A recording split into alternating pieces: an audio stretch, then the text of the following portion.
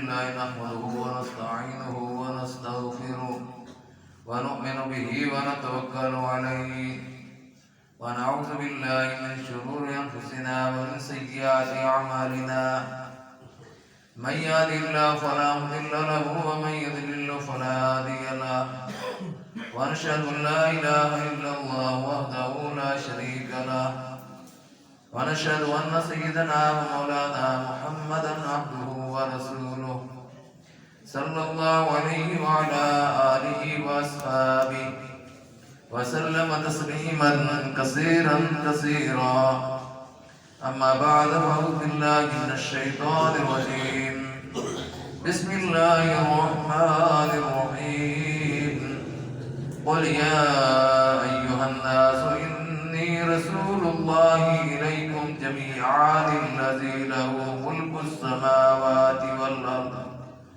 لا إله إلا هو يحيي ويميت فآمنوا بالله ورسوله النبي الأمي الذي يؤمن بالله وكلماته واتبعوه لعلكم تهتدون.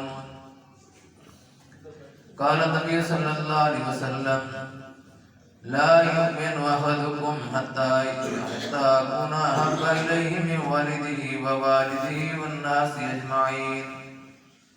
بلغ العلا بكماله كشف الدجى بجماله حسنت جميع خصاله صلوا عليه وآله. هو الحبيب الذي ترجى شفاعته لكل هول من الأهوال مقتحم. يا ربي صل وسلم دائما أبدا على حبيبك خير الخلق كلهم. حضرات گرامی السلام علیکم ورحمۃ اللہ وبرکاتہ. تمام حضرات درود شریف پڑھنا اور بلند آواز میں مجلس لگی ہے. حضور صلی اللہ علیہ وسلم پر درود پڑھنا بہت بڑا اجر و ثواب ہے, بہت بڑا عمل ہے. حضور صلی اللہ علیہ وسلم نے فرمایا من صلی علیہ واحدۃ صلی اللہ علیہ عشرہ, جو مجھ پر ایک مرتبہ درود پڑھے گا اللہ اس پر 10 رحمتیں نازل کرے گا. سبحان اللہ. اور حضور پر درود پڑھنے والا جو کثرت سے درود پڑھے گا اس کو حضور صلی اللہ علیہ وسلم کا قیامت کے دن قرب نصیب ہوگا. اور جو حضور صلی اللہ علیہ وسلم پر درود پڑھنا بھول گیا, فرمایا وہ جنت کا راستہ بھول گیا. اس لیے جنت کے راستے کو متلاشی جو جنت جاتے ہیں ان کو چاہیے کہ بلند آواز سے درود شریف پڑھیں. اللہم صلی علی سیدنا و مولانا محمد وعلی آل سیدنا و مولانا محمد وبارک وسلم. حضرات گرامی, نبی کریم صلی اللہ علیہ وسلم کی پیدائش پر ہم بڑی خوشی مناتے ہیں اور خوشی ہے بھی ہے. حقیقت یہ ہے کہ بہت بڑی خوشی کی یہ بات ہے. لیکن اصل بات جو حضور صلی اللہ علیہ وسلم نے پیش فرمائی تھی, صفا پہاڑی پر کھڑے ہو کر غار حرا سے نکل کر جو پیغام لے کر آئے تھے, دوبارہ پھر غار حرا میں نہیں گئے. غار حرا سے وہ پیغام لے کر نکلے اور اس پیغام کو لے کر مکے کے چوکوں چوراہوں میں, مکے کی گلیوں میں, مکے کے بازاروں میں, تاجروں کے سامنے, صنعتکاروں کے سامنے, سیاستدانوں کے سامنے, جرنیلوں کے سامنے, سب کے سامنے اپنا وہ پیغام پیش کیا جو پیغام اللہ نے رسول اکرم صلی اللہ علیہ وسلم کو دیا تھا. وہ پیغام لوگوں کے سامنے پیش نہیں کیا جاتا. حضور اکرم صلی اللہ علیہ وسلم نے وہ کیا پیغام پیش کیا تھا؟ پہلی بات تو یہ کہ حضور صلی اللہ علیہ وسلم نے قرآن مجید کی آیت میں جو بات فرمائی تھی کہ قل یا ایھا الناس انی رسول اللہ الیکم جمیعا, اے دنیا کے انسانوں میں تمہاری طرف اللہ کا رسول بنا کر بھیجا گیا ہوں. یہ اللہ نے کہا تھا کہ ان لوگوں کو کہہ دو, قل اے نبی صلی اللہ علیہ وسلم فرما دیجئے, کہہ دیجئے انی رسول اللہ الیکم جمیعا, دنیا کے سارے انسانوں میں تمہاری طرف اللہ کا رسول بنا کر بھیجا گیا ہوں. جب یہ اللہ کے رسول بنا کر بھیجے گئے, دعوت پیش کی لوگوں کے سامنے, پہلے تو لوگوں نے آپ کا انکار نہیں کیا. 40 سال لوگوں میں گزارے, کسی نے انگلی نہیں اٹھائی, کسی نے برا بھلا نہیں کہا. لوگ صادق کہتے تھے, امین کہتے تھے, امانت دار ہیں, اپنی امانتیں پاس جمع کرایا کرتے تھے. اور کفار کی امانتیں بھی آپ صلی اللہ علیہ وسلم کے پاس جمع نہیں, آپ کے دشمنوں کی امانتیں آپ کے پاس جمع نہیں. حضور صلی اللہ علیہ وسلم پر اتنا اعتماد, اتنا یقین, اور پھر حضور صلی اللہ علیہ وسلم نے وہ مسئلہ بھی حل کرا لیا جو خانہ کعبہ میں حجر اسود کا مسئلہ تھا کہ وہ رکھنے کے لیے جھگڑا ہونے کے قریب تھا.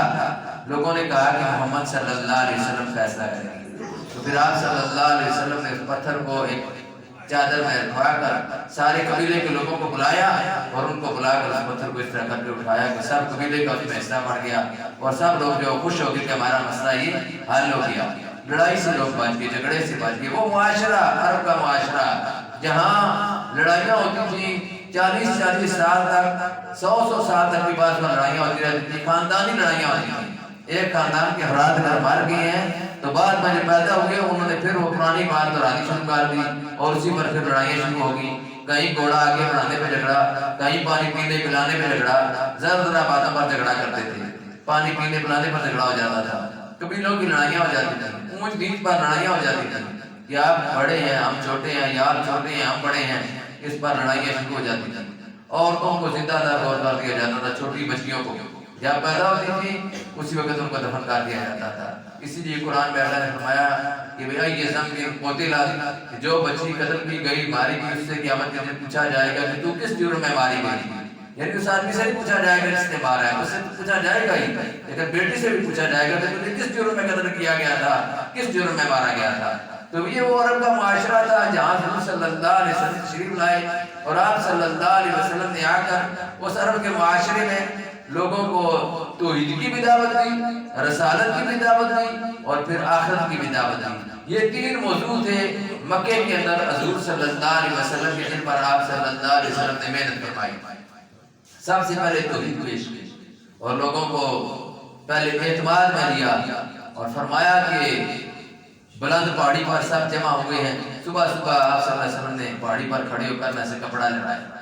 اس وقت عرب کے اندر کوئی خاص بات اگر ہونا تو اس پہاڑی کے اوپر صبح پہاڑی پر کھڑا ہو کر کپڑا ایسے لہراتے تھے. صبح یا صبح کہتے تھے کہ یا صبح, اور لوگ سارے سمجھ جاتے تھے خطرے والی کوئی بات ہے, اسی لیے بندہ بلانے والا بلا رہا ہے. تو ہر ایک نے پہنچنے کی کوشش کی, جو نہیں خود پہنچ سکتا تھا اس نے اپنے قبیلے سے بندے بھیج دیے تھے, جاؤ جاؤ کیا بات ہے. اب سارا مکہ حضور صلی اللہ علیہ وسلم کے قدموں میں, لوگ اشتہار چھپاتے ہیں, لوگ اس بندے کو بھیجتے ہیں, اعلان کرواتے ہیں, کہتے ہیں گشت کرو جی بندے اکٹھے ہو جائیں, اعلان کرو جی بندے اکٹھے ہو جائیں. تو اللہ نے جب حکم دیا کہ لوگوں کو بلاؤ تو فرمایا لوگوں کو بلاؤں کیسے؟ فرمایا مکے کی پہاڑی پر کھڑے ہوں کہ آواز دینا تیرا کام ہے, سارے مکے کے قدمے اکٹھے کر دینا میرا کام. سبحان اللہ. سب لوگوں کو اکٹھے کر دیا, سب لوگ جمع ہو گئے. ابو لہب بھی آ گیا, ابو جہل بھی آ گیا, سارے موجود ہیں. اب اللہ کے پاک نبی صلی اللہ علیہ وسلم ان کے سامنے دعوت پیش کر رہے ہیں. حضور صلی اللہ علیہ وسلم پہلے ان کو اعتماد میں لیا کہ صفا پہاڑی پر اونچی جگہ ہم کھڑے ہیں, اگر میں تم لوگوں کو یہ کہوں گا کہ پہاڑی کے پرلے کنارے سے تم پر ایک لشکر حملہ کرنے والا ہے, فوج حملہ کرنے والی ہے, تو تم میری بات کو مان لو گے؟ ان سب لوگوں نے بیعت زبان یہ بات کہی کہ ہم مانیں گے, ہماری آنکھیں نہیں دیکھ رہی, ہماری آنکھیں دھوکہ کھا سکتی ہیں, لیکن آپ کی بات جھوٹی نہیں ہو سکتی, کیونکہ جب اپنا لقد رہا ہم نے ہر بات پر آپ کو آزمایا اور پھر اس پر پکا پایا, سچا پایا. حضور صلی اللہ علیہ وسلم ہر وجہ تمہیں ساتھ کرو کاذبا, تم نے مجھے سچا پایا یا جھوٹا پایا ہے؟ لوگوں نے ایک آواز میں کہا کہ ہم نے ہر موڑ پر آزمایا اور سچا پایا, اس لیے ہماری آنکھیں دھوکہ کھا سکتی ہیں. بے شک سامنے کوئی نہیں کچھ بھی نظر آ رہا ہے, لیکن آپ کی بات جھوٹی نہیں ہو سکتی, آپ کی بات سچی ہے. حضور کی بات واقعی سچی ہے. پہلے ان کو اعتماد میں لیا, فرمایا فقط لبثت فیکم عمرا من قبلی افلا تعقلون, میں نے تمہیں عمر کا ایک حصہ گزارا ہے تو تم عقل سے کام نہیں لیتے. فقط لبثت فیکم عمرا من قبلی افلا تعقلون, 40 سال جو گزارے ہیں کس طرح گزارے ہیں تم لوگوں کو معلوم ہے, تو تم عقل سے کام نہیں لیتے کہ بھئی دعوت کا اس طرح کر کے انکار کرتے ہو. اب لوگوں کے سامنے جب دعوت پیش کی, پہلے کوئی دشمن نہیں, سارے محبت اور پیار کرنے والے, سارے یہ کہنے والے کہ اس سے سچا کوئی نہیں, اس سے بڑا امانت دار کوئی نہیں, بڑا شریف آدمی ہے, بڑا اچھا آدمی ہے, کیونکہ اس وقت تک تو ان کو چھیڑا نہیں تھا. اب جب دعوت پیش کی فرمایا یا ایھا الناس قل یا ایھا الناس انی رسول اللہ الیکم جمیعا, اور پھر فرمایا کیا لوگوں, یا ایھا الناس اے لوگوں جو کلمہ میں پیش کر رہا, یا ایھا الناس قولوا لا الہ الا اللہ تفلحون, لا الہ الا اللہ کہو تو کامیاب ہو جاؤ. اب ان لوگوں نے کیونکہ وہ لا الہ الا اللہ کا مفہوم سمجھتے تھے. آپ تو صرف ضربے لگاتے ہیں کلمہ پڑھنے کی بڑا ثواب ہے لا الہ الا اللہ لا الہ الا اللہ. ان کو میں نہیں پتا تھے کہ اس کے میں نے کیا. اب وہ ہو گئے دشمن. انہوں نے کہا کہ یہ کیا ہے. ابو لہب نے ان کا آپ صلی اللہ علیہ وسلم کو پتھر مارا اور اس نے کہا کہ تم نے اسی لیے بلایا تھا تو تباہ ہو جائے. نعوذ باللہ.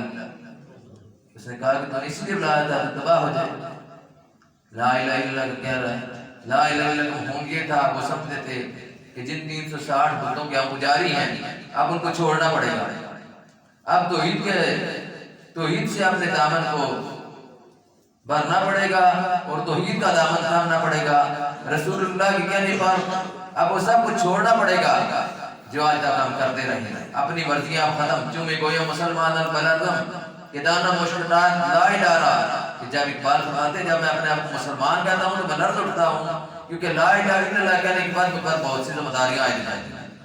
یہ کلمہ پڑھ کر اگر آدمی اسی طرح کر کے جنت میں چلا جائے تو پھر کافر اور مسلمان میں فرق کس بات کا ہے. اس کی بھی دعا کی ہیں اس کی بھی دعا کی ہیں اس کی بھی دعا ہے اس کی بھی دعا ہے. یہ کوئی جنتر منتر والا کلمہ تو نہیں ہے کہ کلمہ پڑھا بس جنت میں چلیں گے. نہیں, اس کا کچھ مفہوم ہے اور وہ مفہوم صحیح سمجھتے تھے. اب انہوں نے دعوت کا انکار کر دیا. انکار ہی نہیں کیا, مخالفت شروع کر دی. مسلمان جو ہو جائے اس کو مارنا شروع کر دیا. حضور صلی اللہ علیہ وسلم نے سب سے پہلے دعوت کس کے سامنے پیش کی؟ ہرا پہاڑی میں جب ہرا غار میں تھے اس وقت فرشتہ جب آیا تو اس نے آ کر حضور صلی اللہ علیہ وسلم کو فرمایا اقرا پڑھ. فرمایا ما انا بقاری میں نہیں پڑھا ہوا. پھر اس نے کہا اقرا. فرمایا ما انا بقاری میں نہیں پڑھا ہوا. پھر اس نے اپنے سینے کو آپ سے بسم اللہ سے دبایا اور کہا اقرا بسم ربک الذی خلق. یہ پہلی آیات ہے قرآن مجید کی سب سے پہلے نازل ہوئی. تو اس وقت پھر حضور صلی اللہ علیہ وسلم نے جب یہ آیات پڑھی تو واپس جب آئے تو کیفیت بڑی عجیب تھی. آ کر حضرت خدیجہ رضی اللہ تعالیٰ عنہ کے سامنے یہ معاملہ پیش کیا اور تھوڑے ڈرے ہوئے تھے. ان کو کہنے لگے زملونی مجھے کوئی چیز اوپر میرے اڑا دو, میرے اوپر چادر دے دو. انہوں نے کہا کہ آپ پریشان نہ ہوں, آپ غریبوں کا خیال رکھنے والے ہیں, مسکینوں کا خیال رکھنے والے ہیں, آپ حاجت مندوں کا خیال رکھنے والے ہیں, رشتہ داروں کے حقوق ادا کرنے والے ہیں, اللہ سے ڈرنے والے ہیں, آپ کو کچھ نہیں ہوگا, آپ ڈرے نہیں. تو پھر بعد میں ورقہ بن نوفل سے معلوم کیا جو اس وقت کا عالم تھا. اس نے کہا کہ یہ فرشتہ ہے, وہی والا فرشتہ ہے جو آپ کے پاس آیا اور آپ کو نبوت سے سرفراز کیا گیا. پھر اس کے بعد جب چادر لے کر لیٹ گئے تو اللہ نے کیا فرمایا, یا ایھا المدثر قم فانذر وربک فکبر یا ایھا المزمل قم اللیل الا قلیلا. چادر اوڑھنے والے اٹھو, لوگوں کو خبردار کر دو, تم سونے کے لیے نہیں آئے, چادر لینے کے لیے نہیں آئے, بلکہ پوری امت کو جگانے کے لیے آئے. اس لیے اٹھو اور لوگوں کو خبردار کر دو, لوگوں کو آگاہ کر دو, رب کی کبریائی کا اعلان کر دو. اب حضور صلی اللہ علیہ وسلم ان کے سامنے جب یہ پیغام پیش کر رہے ہیں جو اللہ کا پیغام ہے تو جو دشمن ہے وہ پھر اپنا کام کرتا ہے. حضور صلی اللہ علیہ وسلم جا رہے ہیں, لوگوں کو دعوت پیش کر رہے ہیں, لوگوں کے سامنے لا الہ الا اللہ پیش کر رہے ہیں اور ابو لہب پیچھے سے پتھر مار رہا ہے. لوگوں نے پوچھا کہ یہ پتھر مارنے والا کون ہے؟ فرمایا میرا چچا ابو لہب, اس مشن کو روکنے والا وہ ابو لہب جس نے پہلے خوشی تو بڑی منائی تھی, لونڈی کو بھی آزاد کر دیا تھا خوشی میں اور بہت زیادہ خوش ہوا تھا. اس کو اب تکلیف ہوگی مشن سے آ کر جو مقصد ہے اس سے آ کر وہ ناراض ہو گیا کہ رسول اللہ یہ دعوت پیش کر رہے ہیں. تو حضور صلی اللہ علیہ وسلم اپنا کام کرتے رہے, مکے میں بھی کام کیا. تو شیب ابی طالب کا واقعہ پیش آیا, وہاں پر بھی صبر و استقلال کے ساتھ اس واقعے میں صبر و استقلال کے ساتھ اور پوری آزمائش کا اس کا مقابلہ کیا. صحابہ کرام پر طرح طرح کی عزیمتیں آئیں.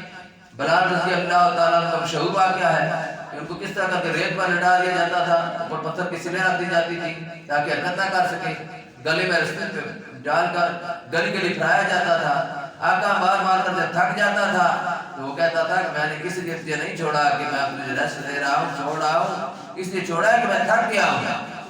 جب تھکاوٹ دور جاتی پھر مارنا شروع کرتا. عمار بن یاسر رضی اللہ تعالیٰ عنہ کو بڑی بڑی مشکیں پانی کی بھری ہوئی الٹا لٹکایا جاتا، بے ہوش ہو جاتے۔ اس طرح کر کے طرح طرح کی اذیتیں اور تکلیفیں صحابہ کو دی جاتی۔ حضرت خباب بن عرد رضی اللہ تعالیٰ عنہ کو آگ کی انگاریں دہکا کر سرخ کر کے ان پر لٹا دیا جاتا، اور اس طرح کر کے ان کو پھر طرح طرح کی اذیتیں دی جاتی اور آگ جو بجھ جاتی۔ حضرت عمر فاروق رضی اللہ تعالیٰ عنہ کے دور میں ان سے جب پوچھا عمر فاروق رضی اللہ تعالیٰ عنہ کہ خباب کوئی نشانی ہے جو حضور صلی اللہ علیہ وسلم کے وقت تمہیں کوئی پریشانی اور مصیبت پیش آئی، اس کی کوئی نشانی ہے؟ تو خاموشی کے ساتھ اپنی کمر سے قمیض اٹھا کر ان کے سامنے رکھ دی کہ یہ دیکھ لیں۔ اس وقت تک بھی گڑے کمر پر پڑے ہوئے تھے۔ تو یہ صحابہ کرام کی قربانیاں ہیں۔ کتنے ہی صحابہ کرام ہیں جن کو آگ کے اوپر رکھے تیل کے کڑا، ان میں جو تیل کھول رہا تھا اس میں ان کو ڈالا گیا اور کباب بنا دیا گیا۔ کتنوں کو اذیتیں اور تکلیفیں دی گئی، کتنوں کو دیگوں میں ڈال کر اذیتیں اور تکلیفیں دی گئی اور پکا دیا گیا اور جلا دیا گیا۔ صحابہ کرام کی بے شمار قربانیاں اس مشن کے لیے۔ اسلام ہم سے کیا تقاضا کرتا ہے کہ حضور صلی اللہ علیہ وسلم اس دعوت کو جو آپ نے صحابہ کے سامنے پیش کی انہوں نے قبول کی، اور پھر انہوں نے اس دعوت کو لے کر دار نہیں بیٹھ کر لوگوں تک پہنچایا۔ اللہ کے پاک نبی صلی اللہ علیہ وسلم کو خود کیا حال تھا؟ مکے میں دعوت کا کام کیا، جب ادھر سے نا امید ہو گئے کہ اب یہاں پر کام کر کر کے اتنا عرصہ کوئی آدمی ساتھ چل نہیں رہا، لوگ ساتھ لگ نہیں رہے، پھر کیا کیا؟ پھر طائف کا کیا۔ پھر طائف کے واقعے سے ہر آدمی واقف ہے کہ وہاں پر حضور صلی اللہ علیہ وسلم سے کیا سلوک کیا گیا۔ ہم لوگ اپنی عزتوں کو روتے ہیں کہ یہ ہماری عزت نہیں ہے۔ بھائی جب صحیح بات کرو گی، حق کی بات کرو گی، لوگ عزت نہیں کریں گے۔ لوگوں نے نبی کی عزت نہیں کی۔ نبی کے ساتھ کیا معاملہ کیا گیا؟ حضور صلی اللہ علیہ وسلم کو پتھر مارے گئے، حضور صلی اللہ علیہ وسلم کی دعوت کو رد کر دیا گیا۔ انہوں نے جو 3 سردار تھے ان تینوں نے کہا کہ ہم آپ کی دعوت کو نہیں مانتے، ہم آپ کی دعوت کا انکار کرتے ہیں۔ پھر طائف سے نکال دیا، پیچھے انہوں جوانوں بدماشوں کی جماعت لگا دی جو پتھر بھی مار رہی تھی، تالیاں بھی پیٹ رہے تھے، مذاق بھی اڑا رہے تھے، گالیاں بھی دے رہے تھے۔ اور حضور صلی اللہ علیہ وسلم کی کیفیت کیا ہو گئی؟ آپ صلی اللہ علیہ وسلم کا خون نکل کر جوتے جو ہیں وہ پاؤں کے ساتھ چپکنے شروع ہو گئے، اور یہاں تک کہ آپ صلی اللہ علیہ وسلم بے ہوش ہو گئے۔ پھر جو حضرت ایک صحابی حضور صلی اللہ علیہ وسلم کے ساتھ تھے انہوں نے پھر اٹھایا اور ایک باغ میں لے گئے۔ تو اس طرح کر کے آپ صلی اللہ علیہ وسلم نے اس مشن کے لیے اتنی قربانی دی، اتنی آپ سب نے تکلیف اٹھائی، اور ہمارے لیے اس میں سبق چھوڑا کہ تم کو اگر میرے ساتھ محبت ہے تو پھر میرے مشن کے ساتھ بھی محبت کرنی چاہیے۔ ایک صحابی نے حضور صلی اللہ علیہ وسلم سے کہا یا رسول اللہ صلی اللہ علیہ وسلم مجھے آپ سے بہت زیادہ محبت ہے۔ آپ صلی اللہ علیہ وسلم آئے کہ غور کر لو، سوچ لو۔ اس نے کہا کہ بڑی محبت ہے، میں صحیح کہہ رہا ہوں، بہت زیادہ محبت ہے۔ فرمایا کہ میرے ساتھ جو محبت کرتے ہیں ان کی طرف فقر و فاقہ اور افلاس اور غربت اس طرح آتا ہے جیسے ڈلوان کی طرف تیز پانی آ رہا ہے۔ ان کو پھر اس طرح کر کے ایسے حالات سے بھی سامنا پیش آتا ہے، ان کو پھر غربت کا بھی سامنا کرنا پڑتا ہے۔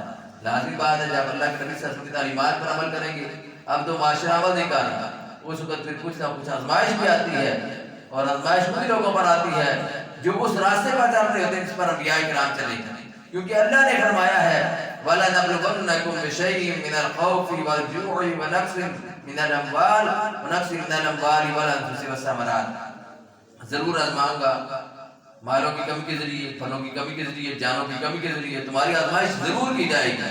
اور اللہ کی قرآن میں آئی کہ فرمایا کہ حاسب الناس ان یقولوا آمنا وهم لا یفتنون، لوگوں نے کیا یہ خیال کر دیا ہے کہ ان کو یہ کہنے پر کہ ہم ایمان میں آئے ہیں، اسلام قبول کر لیا، چھوڑ دیا جائے گا، ان کی آزمائش نہیں کی جائے گی۔